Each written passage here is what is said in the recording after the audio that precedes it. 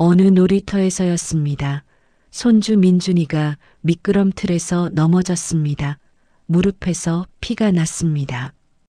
민준이를 안아 올렸을 때 한 여인이 뛰어왔습니다. 제 며느리 서연이었습니다. 민준이, 괜찮아. 엄마가 여기야. 저는 민준이를 넘겨줬습니다. 할머니가 제대로 봐주신 게 아니에요. 너무 큰 미끄럼틀에 올리다니요. 그 순간이었습니다. 제가 깨달은 것은요. 엄마 당분간 그냥 쉬세요. 다시 생각할 시간이 필요한 것 같아요. 아들도 같은 말을 했습니다. 가방을 챙겨서 집으로 돌아갔습니다. 그날부터 손주를 보지 못했습니다. 열흘이 지났습니다. 그런데 정말 그 일이 일어날 줄은 몰랐습니다. 제 인생이 이렇게 바뀔 줄은요. 오늘 이야기의 주인공은 68살 김영자입니다. 저는 35년을 교사로 일했습니다. 정년퇴직을 하던 날 저는 한 번도 슬프지 않았습니다. 퇴직금을 받으며 생각했죠. 이제 손주 민준이를 마음껏 돌봐야겠다고요. 제 남편은 5년 전에 세상을 떠났습니다. 그래서 저 혼자 남겨진 단독주택에서 살고 있었고, 아들과 며느리는 도시의 아파트에서 살고 있었습니다. 아들은 대기업 과장이었고 며느리는 프리랜서 작가였죠. 손주 민준이는 그해 5살이 되는 아이였습니다. 퇴직 후 처음 몇 달은 정말 무료했습니다. 아침마다 일어나는 이유가 없었고 하루를 어떻게 채워야 할지 몰랐습니다. 텔레비전만 보다가 저녁이 되곤 했죠. 그러다가 아들이 저한테 물었습니다. 엄마 이제 시간 많으시죠? 손주 좀 봐줄 수 있겠어요? 서연이도 일이 많아서요. 저는 그 순간을 절대 잊지 않습니다. 마치 누군가 제 가슴에 불을 붙여준 것 같았거든요. 손주를 돌본다니요. 그것만큼 좋은 일이 있겠습니까? 그날부터 제 하루는 완전히 달라졌습니다. 매일 아침 6시에 일어나서 사발면을 들고 싱크대로 갔습니다. 손주가 좋아하는 계란과 치즈를 넣고 밥을 볶았습니다. 그 냄새가 퍼지는 아침이 얼마나 좋았는지요. 진호가 민준이를 데리고 우리 집으로 오는 시간은 아침 7시 30분이었습니다.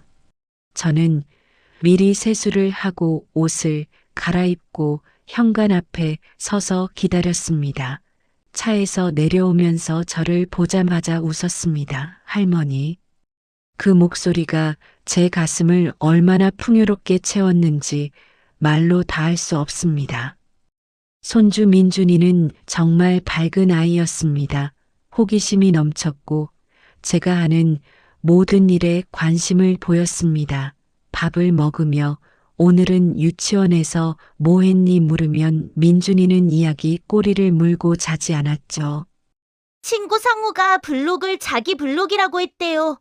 선생님이 공유해야 한다고 했지만 상우는 안 들었대요. 그럼 상우한테 때렸겠네. 아니요, 할머니 때리면 안 되고 싫으면 울어야 해요. 그래서 울었어요. 저는 그 순간 코끝이 찡했습니다. 이 아이가 벌써 자기 감정을 조절할 줄 알다니요. 예전 제 제자들과는 다르네요. 예전엔 싸운 아이들을 꺼내서 혼냈거든요. 누가 때렸나요? 그런 식으로 말이에요. 점심을 먹은 후엔 산책을 나갔습니다. 동네 공원에 가서 미끄럼틀을 타고 그네를 탔습니다. 민준이가 그네를 탈 때 저는 뒤에서 밀어주었습니다. 더 높이 더 높이 민준이의 외침이 하늘에까지 닿을 것 같았습니다. 오후 2시쯤이 되면 유치원에 데려다 줬습니다. 점심까지 먹이고 가서 선생님 손에 인계했죠. 그리고 저는 홀로 집으로 돌아왔습니다. 부어오른 발을 높이 들고 쿠션 위에 놨습니다. 제 기여를 했다는 생각에 얼굴이 화색이었습니다. 저녁이 되면 또 진호가 민준이를 데리고 왔습니다. 저는 그때를 위해 정성껏 준비했습니다. 어제 남은 고등어를 불리고 배추를 손질해서 김치를 담갔습니다. 아니면 애호박을 채 썬 후 계란을 풀어 붙였습니다. 제 손맛이 들어간 밥은 민준이의 입에 꼭 맞았습니다. 그때 며느리 서연이가 차에서 내려 저한테 인사를 했습니다. 엄마 정말 고맙습니다. 민준이가 엄마 손맛밥이 제일 좋텐데요. 저는 웃었습니다. 응, 괜찮아. 이 정도는 뭐 할 일이 생겨서 오히려 내가 감사하지. 서연이는 그때까지는 정말 따뜻했습니다. 민준이를 데리러 오면서 제가 해준 반찬을 손에 든 보온 용기에 담고 차에 실었습니다. 그리고 자기네 집에 가서도 계속 데워 먹었대요. 어머니 손맛이라며요. 저는 매일 밤 그 말을 생각했습니다. 어머니 손맛이요. 얼마나 좋은 말일까요? 제 교사 경력 35년에도 이런 말을 못 들었습니다. 칭찬장도 받았고 표창장도 받았지만 손맛이라는 말이 제 가슴을 가장 크게 채웠습니다. 퇴직 후 첫 석 달은 정말 행복했습니다. 아침부터 저녁까지 민준이 생각만 했습니다. 자기 전엔 내일은 뭘 해줄까 생각했고 잠에서 깨면 또 그 생각만 했습니다. 제 남은 인생의 모든 의미를 민준이에게서 찾았습니다. 아니 찾고 싶었습니다. 그런데 어느 날부터 서연이의 말투가 달라지기 시작했습니다. 아주 작은 변화였습니다. 하지만 제겐 명확했습니다. 엄마 저희 애 때문에 힘드셨을 것 같아서요. 이제 좀 쉬셔도 괜찮아요. 뭘 안 힘든데 하던 대로 하면 돼. 제 대답이 이상했나 봅니다. 서연이는 다시 말했습니다. 그게 아니라 저희 교육 방식이 있어서요. 너무 간섭해 주시지 않으면 좋겠어요. 간섭이라니 내가 손주를 돌봐주는 건데. 그 순간 제 가슴에 작은 구멍이 생겼습니다. 마치 작은 못이 살살 들어가는 듯한 그런 느낌 말이에요. 며칠이 지났습니다. 저는 서연이가 뭐라고 하는지 계속 생각했습니다. 교육 방식이라니요. 제가 뭘 잘못했는지 알 수 없었습니다. 그리고 그 일이 터졌습니다. 어느 날 오후 민준이가 유치원에서 울면서 집으로 들어왔습니다. 눈이 퉁퉁 부어 있었고 콧물이 흘러내렸습니다. 왜 울었어? 괜찮아, 할머니한테 얘기해봐. 친구 상우가 저한테 블록을 안 줬어요. 그래서 상우 얼굴을 때렸어요. 아, 그래서 선생님이 혼냈구나. 제 말을 마치자 민준이가 다시 울기 시작했습니다. 제가 잘못한 건가 싶어서 저는 아이를 품에 안았습니다. 괜찮아, 친구 것을 자기 것이라고 하면 안 되니까. 할머니가 혼낸 거야. 당연한 거야, 알겠지. 그런데 그 저녁 서연이가 실로폰 같은 음성으로 말했습니다. 엄마 민준이를 그렇게 혼내시면 안 돼요. 감정 표현을 존중해야 한다고 제가 자꾸 말씀드렸잖아요. 아이가 현재의 감정을 처리하는 과정이라고 했어요. 그게 무슨 감정 처리야? 친구를 때리면 안 되는 것 아니냐? 사람이 태어나면서 배워야 할 가장 기본적인 거 아니야? 제 음성이 조금 높아졌습니다. 서연이는 제 반박을 예상했던 것 같습니다. 그녀는 심호흡을 하고 말했습니다. 엄마, 제 교육 방식을 이해해 주셔야 해요. 요즘 자식 교육은 아이의 자율성을 존중하는 게 중요해요. 타격형 훈육은 이미 낡은 방식입니다. 타격형이라니 내가 아이를 때렸다는 건가? 아니에요. 하지만 훈육이라는 이름으로 아이의 자유를 제한하시는 거예요. 그건 훈육이 아니라 가르침이야. 저는 더 이상 반박할 말이 없었습니다. 아들을 봤습니다. 그는 어색하게 웃으며 중간에 끼어들려고 했습니다. 하지만 결국 아내 편을 들었습니다. 엄마 아내 말도 일리가 있으니까 좀 이해해 주세요. 그날 밤 저는 손주를 담아준 반찬통을 닦으며 생각했습니다. 제 교사 경력은 뭐였나요? 제가 배운 교육학은 뭐였나요? 저는 인생을 되돌아봤습니다. 35년간 저는 아이들한테 훈계했습니다. 질서가 우선이라고 가르쳤습니다.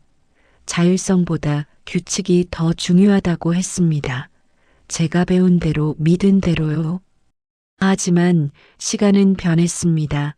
교육의 방식도 변했습니다. 그런데 저는 변하지 않았습니다. 여전히 옛날 방식으로 아이를 대하고 있었습니다. 그 깨닫음이 얼마나 아팠는지 말로 다할 수 없습니다. 제가 옳다고 믿던 것이 틀렸을 수도 있다는 생각 말이에요. 이튿날 저는 민준이를 데리러 가지 않았습니다. 진호에게 전화를 했습니다. 아들 어제 얘기 때문에 내가 요즘 많이 생각했어. 내가 뭔가 틀린 것 같아. 당분간 민준이 봐주는 일 좀 줄여줄래? 너희 교육 방식 이해할 시간이 필요해. 아니다. 내가 생각을 정리해야 할 것 같아. 전화를 끊은 후 저는 베란다로 나갔습니다. 거기 시든 난초가 하나 있었습니다. 남편이 생전에 키우던 난초였습니다. 저는 가끔 물을 주긴 했지만 자주는 아니었습니다. 잎이 말라 있었고 그 위엔 먼지가 소복이 내려앉아 있었습니다. 물만 주면 다시 피겠지. 저는 그렇게 중얼거렸습니다. 일주일이 더 지났습니다. 저는 민준이를 데리러 가지 않았습니다. 그런데 진호가 전화를 했습니다. 엄마 민준이가 할머니를 보고 싶대요. 엄마도 심심하지 않으세요? 난 괜찮아. 그런데 민준이는 엄마가 화낼까봐 우리랑 같이 있기 싫어하겠지. 아이가 이미 눈치챘을 거야. 내가 며느리와 자주 싸우니까 이제 민준이는 불안해할 거야. 할머니와 시간을 보내면 엄마가 화낸다고 생각할 거고, 그러면 손주가 피하겠지. 아들 목소리가 흔들렸습니다. 엄마, 그런 건 아니고요. 하지만 그 여름 제 직감이 맞았습니다. 서연이가 진호를 설득했는지 아니면 진호가 자발적으로 결정했는지는 모르겠지만 일주일 후 진호가 다시 민준이를 데려왔습니다. 하지만 아이의 눈빛이 달라져 있었습니다. 할머니, 민준이가 저를 부르긴 했지만 목소리에 생기가 없었습니다. 얼굴도 굳어 있었습니다. 오늘은 뭐 했어? 유치원에서 선생님이 뭐라고 했어? 민준이는 대답하지 않고 방으로 들어가 버렸습니다. 모니터를 켜고 자신의 블록 게임을 시작했습니다. 저는 거기서 발길을 돌렸습니다. 그 밤 저는 잠을 이루지 못했습니다. 침대에 누웠다가 일어났다가를 반복했습니다. 시계는 자정을 넘었고 새벽 3시가 되었습니다. 내 탓이다. 이 말을 몇 번을 반복했는지 모릅니다. 내 탓이다. 모두 내 탓이다. 이튿날 아침 저는 서연이한테 물었습니다. 내가 뭘 그렇게 잘못했니? 민준이가 왜 엄마를 피해? 내가 뭐 했는데? 서연이는 한숨을 쉬었습니다. 피하는 건 아니고요. 그냥 아이 앞에서는 제 방식대로 해주셨으면 해요. 민준이가 혼란스러워할까 봐요. 혼란스럽다니. 이건 혼란이 아니라 교육인데. 그 말도 그렇고 신경 쓰지 마세요. 아이가 덜 받을 충격이 많을수록 좋으니까요. 저는 반문했습니다. 충격이 뭐 질서를 배우는 게 충격이라니. 서연이는 제 말을 끝까지 듣지 않았습니다. 진호한테 신호를 줬고 아들은 가방을 챙겼습니다. 민준이도 따라갔습니다. 그 모습을 보며 저는 한 가지를 깨달았습니다. 더 이상 손주가 제 곁에 있지 않다는 것을요. 그 후 이틀이 더 지났습니다. 저는 전화를 받지 않았습니다. 아무 연락을 하지 않았습니다. 그냥 앉아 있었습니다. 베란다에 나가 시든 난초를 봤습니다. 이제 이 난초도 죽을 것 같았습니다. 저도 죽는 기분이었으니까요. 열흘이 지났을 때였습니다. 진호에게서 전화가 왔습니다. 엄마 지금 집에 계세요? 민준이가 할머니 보고 싶다고 떼를 쓰고 있어요. 이번 주에 한번 나가줄 수 있겠어요? 그 전화를 받았을 때 제 가슴이 터질 것 같았습니다. 손주가 저를 그리워한다니요. 제가 옳다고 생각했던 어떤 신념도 이 기쁨 앞에선 무의미했습니다. 좋지. 언제 가면 돼? 토요일은 어때요? 시간 있으면 놀이터에도 좀 데려가 주세요. 놀이터라니 물론이지. 그 토요일 아침 저는 새벽부터 일어나 있었습니다. 민준이가 좋아하는 군것질을 준비했습니다. 딸기잼 샌드위치, 우유 스포츠 음료까지요. 진호가 민준이를 데려왔을 때 아이의 얼굴에 웃음이 있었습니다. 할머니 그 목소리가 예전처럼 생기 있었습니다. 좋아. 우리 민준이 그동안 뭐 했어? 유치원에서 그림을 그렸어요. 할머니한테 보여줄 거 있어요? 저는 그림을 봤습니다. 파란색으로 칠해진 하늘, 노란색으로 칠해진 해, 빨간색 꽃들, 마치 제 가슴을 그려낸 것 같았습니다. 잘 그렸네. 할머니 냉장고에 붙여줄게. 우리 집 냉장고에도 붙여줄래요? 저는 민준이의 손을 잡고 놀이터로 나갔습니다. 골목을 지나고 주택가를 통해 공원에 도착했습니다. 그곳엔 많은 아이들이 있었습니다. 민준이가 그네 쪽으로 가자고 했습니다. 저는 뒤에서 밀어줬습니다. 더 높이, 더 높이. 그네에서 내린 민준이가 이번엔 미끄럼틀로 뛰어갔습니다.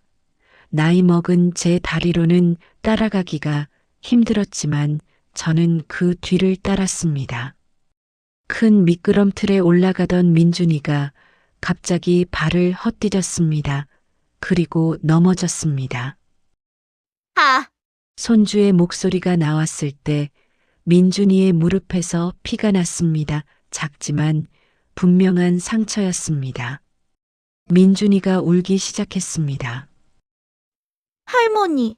괜찮아, 괜찮아. 할머니가 있잖아. 저는 민준이를 안아 올렸습니다. 제 옷이 더러워질 생각은 없었습니다. 아이의 상처만 보였습니다. 그 순간 한 여인이 뛰어왔습니다. 서연이었습니다. 민준이 괜찮아. 엄마가 여기야. 저는 민준이를 서연이에게 넘겨줬습니다. 상처가 어디예요? 어떻게 된 거예요? 할머니가 제대로 봐주신 거 아니에요? 그 순간 저는 깨달았습니다. 제 잘못이라는 것을요. 미안해. 조금 한눈 팔았어. 민준이가 미끄럼틀에서 넘어졌어. 너무 큰 미끄럼틀에 올렸어요. 왜 민준이 눈높이로 보지 않으셨어요? 엄마 항상 이래요. 엄마 생각만 하고 제 말은 안 들으시고. 제 손이 떨렸습니다. 진호가 왔습니다. 아내 말이 맞아요. 당분간 엄마 그냥 쉬세요. 다시 생각할 시간이 필요한 것 같아요. 저는 가방을 챙겼습니다. 그리고 집으로 돌아갔습니다. 그 길이 얼마나 길었는지 모릅니다. 발이 자동으로 움직였고 눈에서 눈물이 흘렀습니다. 집에 도착한 후 저는 베란다로 나갔습니다. 시든 난초를 쓰레기통에 버리려고 했습니다. 하지만 손이 멈췄습니다. 다시 한 번만 물을 줘볼까? 저는 그렇게 중얼거렸고 난초를 쓰레기통에서 꺼냈습니다. 사흘이 지났습니다. 제 집은 마치 무덤처럼 조용했습니다. 밥을 해도 입에 맛이 없었습니다. 커튼을 열지 않았습니다. 햇빛이 싫었거든요. 그 사흘째 제 친구 박명숙이 찾아왔습니다. 상관하지 마. 그냥 쉬고 있어. 명숙이는 거실 소파에 앉았습니다. 그리고 나를 바라봤습니다. 그 눈빛이 따뜻했지만 무섭기도 했습니다. 내 자식들이 너한테 뭐라고 했대? 생각도 못했어. 다 내 탓이야. 그럼 뭐가 내 탓인데? 내가 손주를 제대로 못 돌봤어. 명숙이가 일어났습니다. 그리고 내 손을 잡았습니다. 영자 들어봐. 내가 이 인생을 다 자식들한테만 줄 거야. 이제 내 나이가 몇 살이야? 68살이야. 이 나이에 내 인생도 좀 살아봐. 내가 말하는 건 너는 지금껏 남편을 위해서, 아들을 위해서, 손주를 위해서 살았잖아. 이제 너는 어디 가버렸어. 너를 위해서 뭔가 해본 적이 있어. 저는 답하지 못했습니다. 명숙이가 계속했습니다.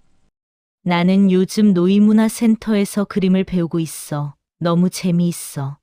내가 이렇게 예술적 감각이 있는 줄 몰랐어. 너도 와봐. 정말 좋아. 그림이라니. 나 그림 못 그리는데. 못 그리는 게 뭐 문제야. 배우는 거지. 저는 고개를 돌렸습니다. 베란다로 나간 저를 명숙이가 따라왔습니다. 이게 뭐야? 난초야? 시들어 버렸어. 그럼 물을 다시 줘봐. 저는 물을 주지 않았습니다. 비 올 때까지 기다렸습니다. 그리고 며칠 뒤 비가 내렸습니다. 그 비를 맞은 난초가 조금씩 녹아나기 시작했습니다. 아무것도 아닌 일 같지만 저에겐 그것은 희망이었습니다. 그 다음 주 목요일 명숙이가 다시 찾아왔습니다. 어서 일어나. 문화센터에 같이 가자. 저는 명숙이를 따라 문화센터로 갔습니다. 거기는 생각했던 것과 달랐습니다. 여러 살 된 할머니들이 그림을 그리고 있었고 그 모습은 정말 자연스러웠습니다. 마치 그들이 삶의 일부인 것처럼요. 그림 강사 김유나 선생님이 저를 소개했습니다. 이분이 우리 명숙이 친구 김영자 씨예요. 오늘부터 함께할 분입니다. 환영합니다. 어서 앉으세요.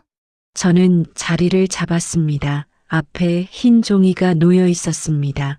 그리고 여러 색상의 물감 팔레트도 있었습니다.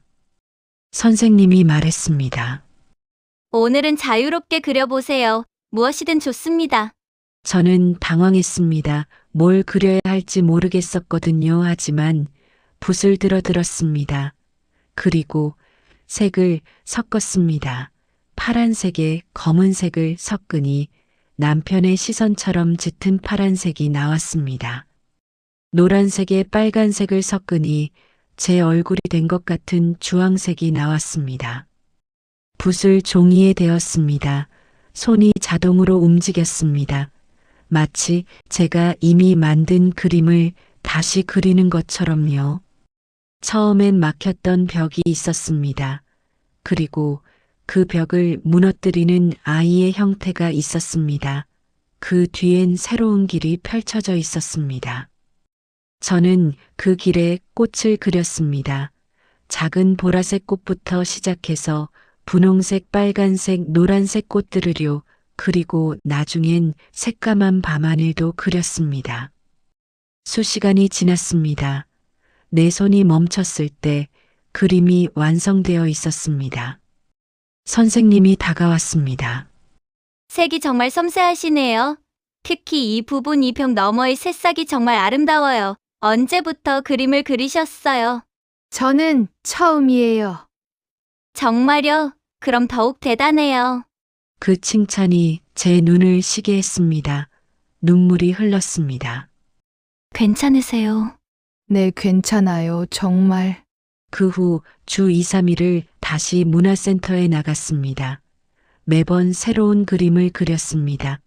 제 어린 시절의 집 한 줄에 책장 하늘을 바라보는 등 뒷모습. 그리고 어느 날 저는 또 다른 그림을 그렸습니다. 시든 난초와 그 옆에 피어난 새싹. 저는 그 그림 앞에서 또 울었습니다. 한 달 후였습니다. 문화센터에서 전시회를 한다고 했습니다. 선생님이 저한테 물었습니다. 김영자 씨 당신의 그림들을 전시하지 않겠어요? 저는 망설였습니다. 이렇게 서툰 그림이 뭘 하냐고요. 선생님은 말했습니다. 서툰 게 아니에요. 정직해요. 그래서 아름다워요. 그렇게 저의 6작품이 문화센터 벽에 붙게 되었습니다. 그 전시회가 있던 날 제 전화가 울렸습니다. 엄마, 저 진호예요. 죄송해요. 아이고, 뭐가 미안해, 뭐 하는 거야. 엄마한테 폭력적으로 대했어요. 아내의 생각도 일리가 있었지만 엄마한테 상처를 줬어요. 그리고 민준이가 엄마를 보고 싶대요. 많이? 그 말을 들었을 때 저는 잠시 망설였습니다. 왜냐하면 저는 이미 다른 길을 걷기 시작했거든요. 하지만 감정이 들렸습니다. 그래, 다음 주에 보자꾸나. 전화를 끊고 얼마 지나지 않아 문자 메시지가 왔습니다. 발신인은 서연이었습니다. 시어머니 그동안 죄송했어요. 민준이가 할머니를 보고 싶어 해서 연락을 드렸어요. 그리고 사실 제가 너무 경직되어 있었던 것 같아요. 엄마 말도 다 맞았어요. 저는 문자를 읽고 또 읽었습니다. 그리고 답장을 했습니다.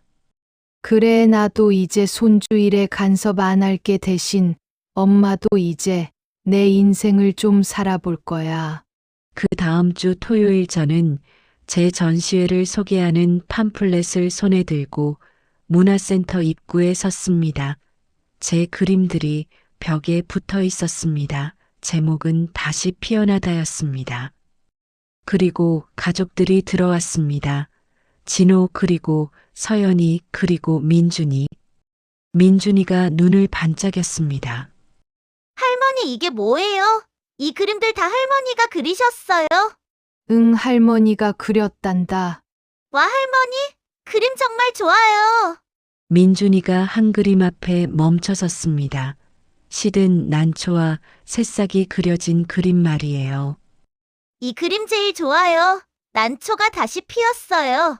그림 속의 난초는 사실 바뀐 거야. 엄마가 물을 줬거든. 그러니까 다시 피어난 거지. 저는 민준이의 손을 잡았습니다. 그 손이 따뜻했습니다.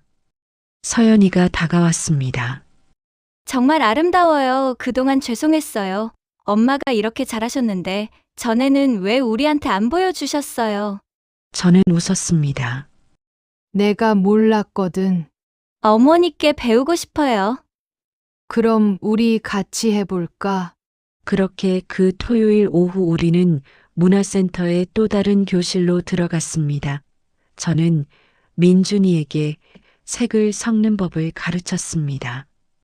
그 아이가 얼마나 집중했는지 말로 다 할 수 없습니다. 작은 손으로 붓을 들고 종이를 더럽혀가며 새로운 색을 만들어냈습니다. 그리고 그 옆엔 서연이가 앉아 있었습니다. 저와 함께 그리고 민준이와 함께요. 진호가 우리를 지켜봤습니다. 그 남자의 얼굴에 미소가 떠나지 않았습니다. 저는 생각했습니다. 내 삶이 이렇게 달라질 줄은 몰랐다고요. 68살 나 김영자는 손주를 돌보는 할머니가 아니라 제 인생을 다시 그려가는 여인이 되었습니다. 그 그림 속엔 여전히 검은 벽이 있었습니다. 하지만 이제 저는 그 벽이 두렵지 않았습니다. 왜냐하면 그 벽 너머엔 봄이 있다는 걸 알게 되었거든요. 모든 사람이 저처럼 느꼈으면 좋겠습니다. 삶은 정년퇴직으로 끝나지 않는다는 것을요. 손주 돌보기로 의미를 찾지 않아도 된다는 것을요. 그리고 언제든 아무리 늦어도 내 안에 봄은 올 수 있다는 것을요.